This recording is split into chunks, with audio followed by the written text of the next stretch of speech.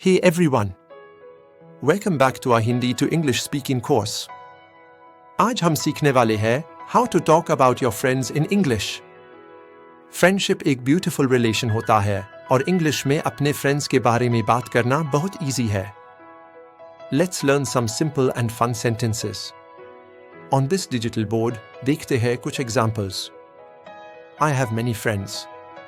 My best friend's name is Ria. She is very kind and helpful. We study and play together. I share all my secrets with my best friend. We always help each other. Common questions: who is your best friend? How long have you known each other? What do you like to do together? Example answers: my best friend is Arjun. We study in the same class. We like playing cricket together. We have been friends for 5 years. देखा? Simple और natural sentences. बस थोड़ा daily practice और fluency आपके words में दिखने लगेगी. Practice tip: write 5 lines about your best friend in English.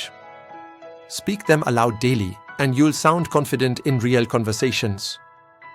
In our next lesson, we'll learn how to talk about your school or workplace in English, a very useful topic for students and professionals both. So don't forget to like, subscribe, and keep practicing every day. See you in the next class.